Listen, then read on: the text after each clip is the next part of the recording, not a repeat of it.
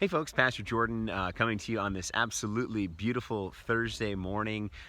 It's a gorgeous spring day. You can hear the birds chirping, that sense of early spring, of a little bit of warmth and the sounds of life all around us coming together. It's just a wonderful reminder of the seasons of life, the way that the Lord works in our days.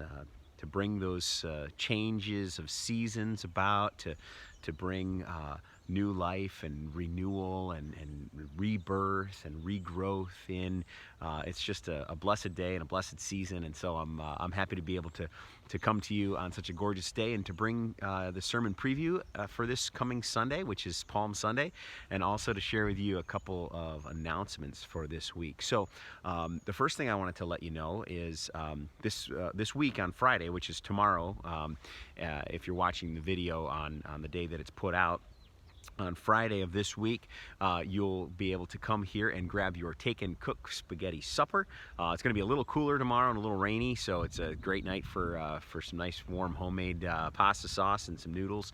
So you can come, stop by the church, and pick that up. You don't even have to get out of your car. It's going to be a drive-through situation, and it's a free dinner. But if you'd like to make a donation and you're able to do so, then those are accepted. But it's a free dinner for anybody who'd like it. So you got to come and drive in at this entrance where I'm standing. That's why I'm here today, right by the sign. You can see that behind me. So just drive in at the entrance that's closest to the First Reformed Church of Glenville sign right at the beginning. And down at the end of this lot is where they'll be handing out the dinners. And then from there, you can either go left or right to exit from the other two entrances. So you can exit out of those. But this is the entrance for that meal that's being handed out tomorrow night, which is the Friday of this week, from 4 to 6 p.m. So stop by and grab some supper for you and yours. Also, Holy Week is beginning, so Palm Sunday is this coming Sunday, which we'll talk about in just a moment. Then we will have Maundy Thursday service on Thursday night at 7:30, so you can come and join us for that. That will also be broadcast online on this YouTube channel, so whichever way works best for you, we invite you to be present with us. As always, if you do come, we ask that you pop over to our website and just look at our indoor worship plan so that you are prepared with all the COVID protocols that we're using for worship. And then on Sunday following that, which is Easter Sunday, I've got some good news. We're going to have our first outdoor worship of the calendar year, and we're so excited to be able to get back to worshiping around the gazebo. It's going to be a partly sunny day from what we can tell in the forecast. It's not going to be warm like today, but it's not going to be freezing cold either. It'll be a chilly-ish morning, but we've actually worshiped outdoors in cooler weather, so you good hardy folks will be able to handle that just fine. So come on out, make sure you're dressed appropriately, but bring a couple of chairs and we'll be able to set up. The grass has already started to dry out up here.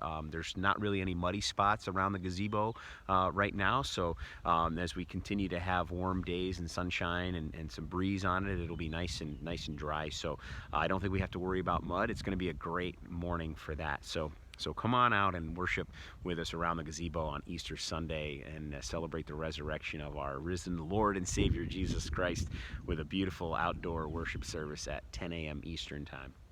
If you can't be with us in person that day, we will be streaming it as we always do, so you can catch the live stream on this YouTube channel.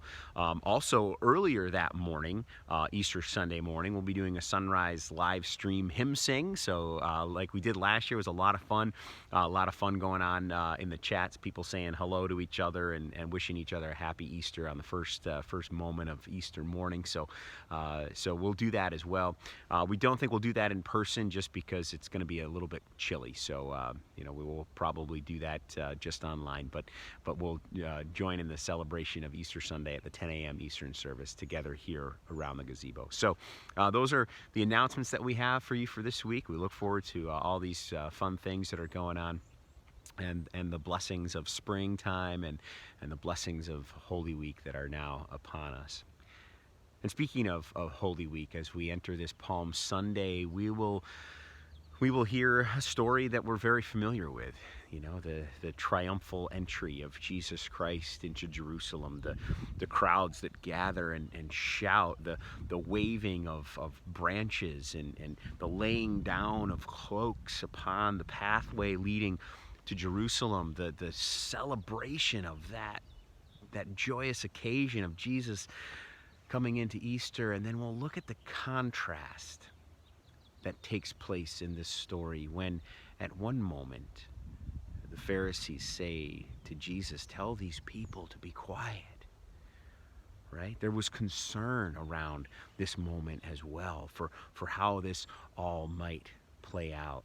There was some worry involved.